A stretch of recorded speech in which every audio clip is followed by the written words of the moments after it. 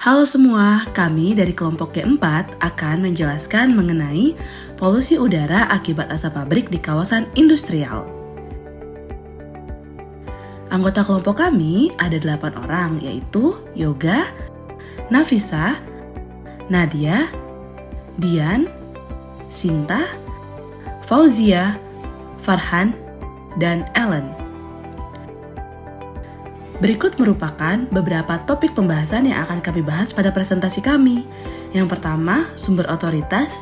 Yang kedua, faktor penyebab dalam bentuk diagram Ishikawa. Yang ketiga, dampak pada Kesmas dan Kesling. Yang keempat, solusi. Dan yang kelima adalah kesimpulan. Yang pertama, kami akan membahas mengenai sumber otoritas. Sumber otoritas yang pertama adalah Peraturan Menteri Lingkungan Hidup dan Kehutanan Republik Indonesia Nomor 11 Tahun 2021 tentang baku mutu emisi mesin dengan pembakaran. Pada Peraturan Menteri ini terdapat 4 pasal. Yang pertama, Pasal 1 Ayat 7 yang berisi baku mutu emisi adalah nilai pencemar udara maksimum yang diperbolehkan masuk atau dimasukkan ke dalam udara ambien. Yang kedua, Pasal 1 Ayat 8 beban emisi maksimum adalah beban emisi gas buang tertinggi yang masih diperbolehkan dibuang ke udara ambien. Yang ketiga, Pasal 1 Ayat 15. Emisi fugitif adalah emisi yang secara teknis tidak dapat melalui cerobong atau sistem pembuangan emisi yang setara. Dan yang terakhir adalah Pasal 9 Ayat 2. Selanjutnya, terdapat peraturan yang mengatur tentang pengendalian pencemaran udara. Peraturan tersebut adalah Peraturan Pemerintah Republik Indonesia Nomor 41 Tahun 1999. Nah, apa aja sih sebenarnya yang diatur dalam peraturan ini? Jadi, teman-teman, di sini pada pasal 1, peraturan pemerintah ini mengatur tentang pencemaran udara. Disebutkan bahwa pencemaran udara adalah masuknya atau dimasukkannya zat, energi, dan atau komponen lain ke dalam udara ambien oleh kegiatan manusia, sehingga mutu udara ambien menjadi turun sampai ke tingkat tertentu yang menyebabkan udara ambien tidak dapat memenuhi fungsinya lagi. Sedangkan pada pasal 2 diatur mengenai pengendalian pencemaran udara, meliputi pengendalian dari usaha dan atau kegiatan sumber bergerak spesifik, sumber tidak bergerak, dan sumber tidak bergerak spesifik yang dilakukan dengan upaya pengendalian sumber emisi dan atau sumber gangguan, yang mana hal ini bertujuan untuk mencegah turunnya mutu udara ambien. Selain peraturan pemerintah, ternyata terdapat pula undang-undang yang terkait pencemaran udara. Undang-undang tersebut adalah Undang-Undang Nomor 32 Tahun 2009 tentang Perlindungan dan Pengelolaan Lingkungan Hidup atau PPLH. Dalam undang-undang ini tercantum jelas dalam bab 10 bagian 3 pasal 69 mengenai larangan dalam perlindungan dan juga pengelolaan lingkungan hidup. Larangan-larangan ini meliputi larangan melakukan pencemaran, memasukkan benda berbahaya dan beracun atau B3, memasukkan limbah ke media lingkungan hidup, melakukan pembukaan lahan dengan cara membakar, dan lain sebagainya. Nah teman-teman, seperti yang kita tahu, kalau misalkan ada larangan, otomatis akan ada sanksinya dong kalau kita melanggar. Nah jadi di sini untuk sanksinya itu sudah diatur secara tegas dan juga jelas dalam bab 15 tentang ketentuan pidana pasal 97 sampai dengan 123. Salah satunya itu adalah pada pasal 103, yang mana pasal ini berbunyi, setiap orang yang menghasilkan limbah B3 dan tidak melakukan pengelolaan sebagaimana dimaksud dalam pasal 59, akan dipidana dengan pidana penjara paling singkat 1 tahun dan paling lama 3 tahun, serta denda paling sedikit 1 miliar rupiah dan paling banyak 3 miliar rupiah.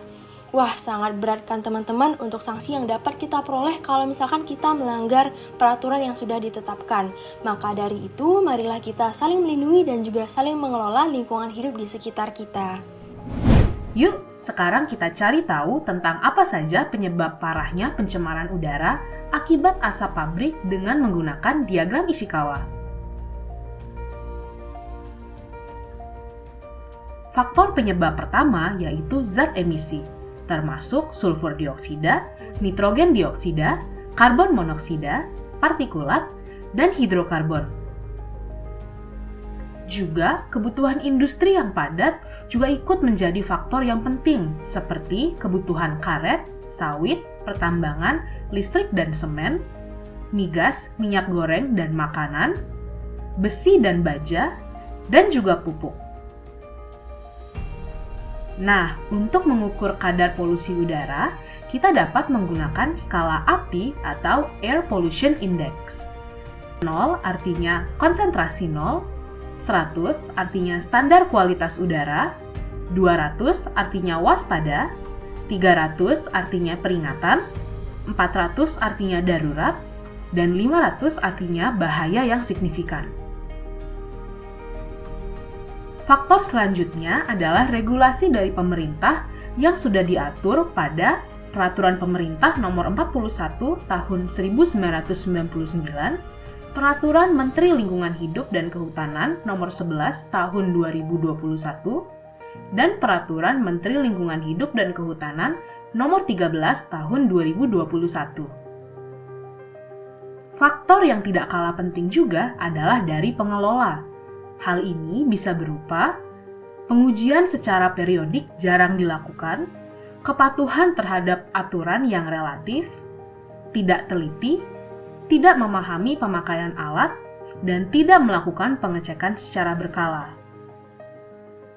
Lalu, faktor yang terakhir adalah alat, baik dari pembersihan atau maintenance alat yang jarang dilakukan, atau karena alat penyaringannya sendiri yang kurang efektif.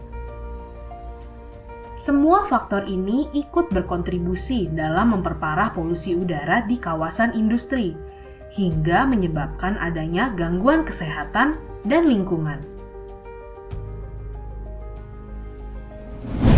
Hai teman-teman, ternyata polusi udara itu memiliki dampak loh terhadap kesehatan masyarakat dan kesehatan lingkungan kita. Mari kita lihat contoh nyata yang sudah ada di Indonesia.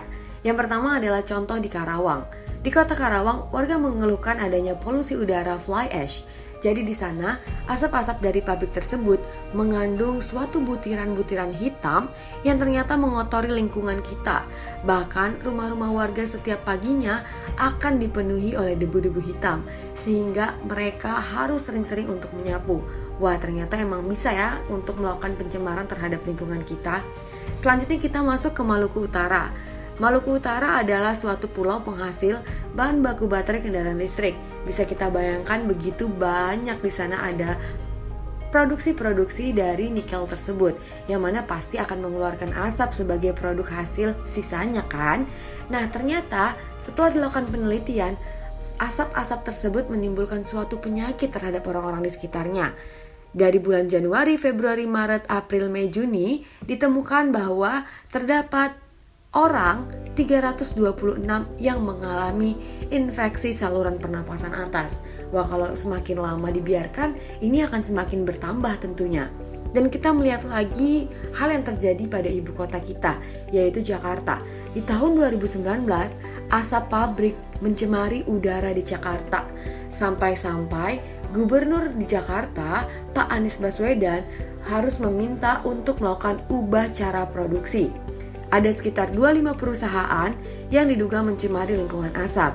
Telah dilakukan penelitian dan ditemukan bahwa produksi perusahaan tersebut melebihi ambang batas baku mutu, sehingga berpengaruh terhadap kualitas udara di Jakarta.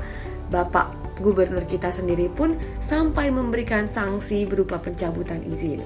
Nah, bisa kita lihat dari sanksi tersebut sangat penting dan dampak dari polusi udara sekitar industri itu sangat besar terhadap kesehatan lingkungan dan kesehatan masyarakat kita.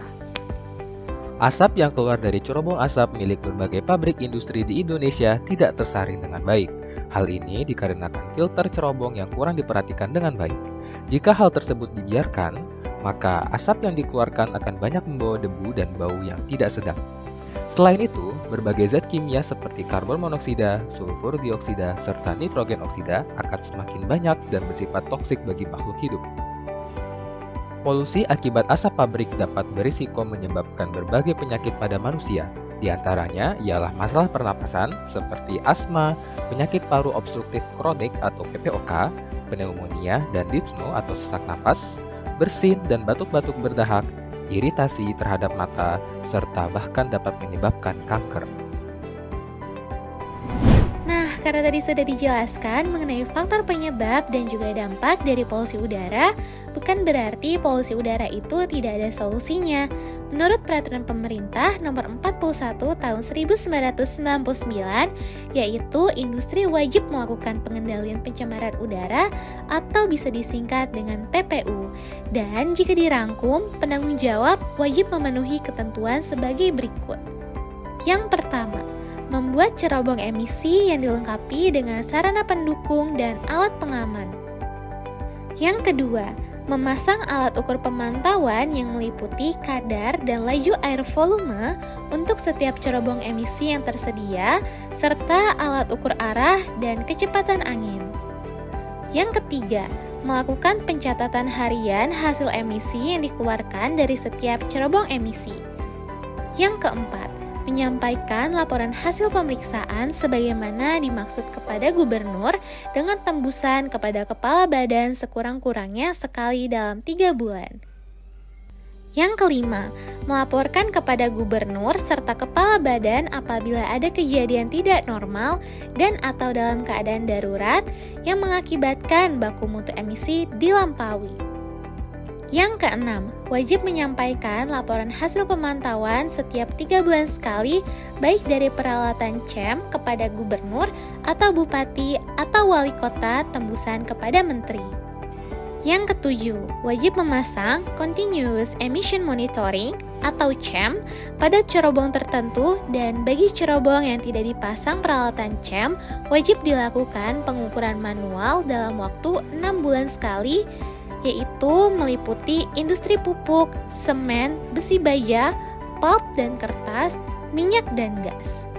Yang kedelapan, wajib melakukan pengelolaan terhadap sumber-sumber yang berpotensi sebagai sumber fugitive emission. Yang kesembilan, melakukan pengujian emisi yang dikeluarkan dari setiap cerobong paling sedikit 1 kali selama periode operasi setiap tahunnya bagi kettle uap yang beroperasi kurang dari 6 bulan. Yang ke-10, menggunakan laboratorium yang terakreditasi dalam pengujian emisi. Yang ke-11, melakukan pengujian emisi yang dilakukan dari setiap cerobong paling sedikit 2 kali selama periode operasi setiap tahunnya bagi kettle uap yang beroperasi selama 6 bulan atau lebih. Dan yang ke-12, melakukan pengujian emisi setelah kondisi proses pembakaran stabil 1. Industri juga wajib melakukan pemantauan dan uji emisi mesin sesuai dengan Peraturan Menteri Lingkungan Hidup Nomor 11 Tahun 2021 dan juga melakukan penilaian indeks standar pencemaran udara sesuai dengan Peraturan Menteri Lingkungan Hidup Nomor 14 Tahun 2020. Sistem pengelolaan kualitas udara dalam industri wajibnya dilakukan berdasarkan dalam satu siklus, dimulai dari pemantauan kualitas udara ambien atau lingkungan, kemudian melakukan evaluasi analisa kualitas udara dan dampaknya berdasarkan level polutan tertinggi, lalu melakukan penetapan sasaran berdasarkan National Ambient Air Quality Standards, lalu dilakukan perencanaan strategi pengendalian, dan terakhir bagaimana pelaksanaannya dalam mengendalikan pencemaran udara. Langkah-langkah ini akan terus dilakukan apabila dibutuhkan dalam suatu industri. Ada juga nih step-step dalam mengendalikan pencemaran udara berdasarkan pendekatan pengendalian. Step 1, tindakan preventif dengan mengurangi emisi. Step 2, daur ulang atau recycle. Step 3, desain ulang atau redesign. Step 4, implementasi resource efficient and cleaner production. Dan yang terakhir, step 5, pengelolaan end of pipe atau limbah.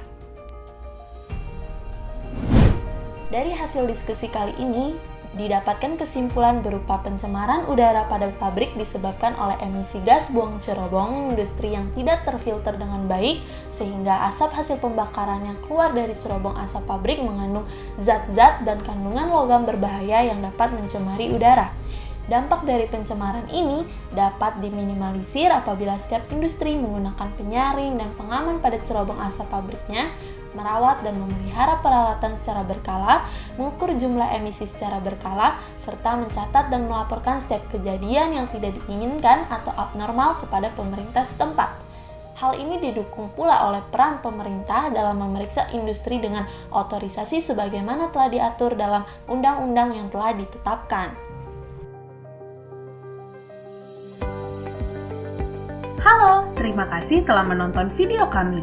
Semoga ilmu yang kita terima dapat bermanfaat untuk kita ke depannya. Sampai jumpa!